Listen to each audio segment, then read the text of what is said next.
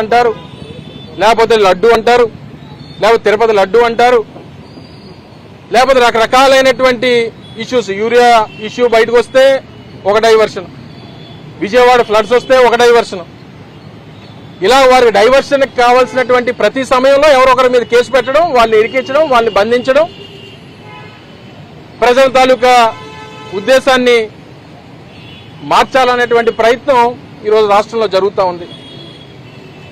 నిన్న మొన్న చూసాం బాలకృష్ణ గారు మాట్లాడినటువంటి మాటలు.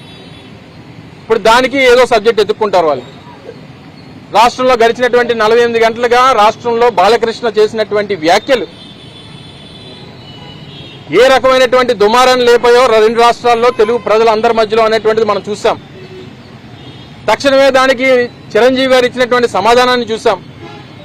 మా నాయకుడు జగన్మోహన్ రెడ్డి గారి మీద చేసినటువంటి వ్యాఖ్యలకి వైఎస్ఆర్ కాంగ్రెస్ పార్టీ నాయకత్వం చేస్తున్నటువంటి ఆందోళనలు చూశారు. ఈరోజు రాష్ట్ర వ్యాప్తంగా దాని మీద పెద్ద ఎత్తున చర్చ జరుగుతూ ఉంది. దాన్ని ఏ రకంగా డైవర్ట్ చేయాలంటే ఇంకో ఇద్దరిని ఎవరినో పేర్లు తీసుకొని వచ్చి వాళ్ళిద్దరిని ఎవరినో వేసేయడం,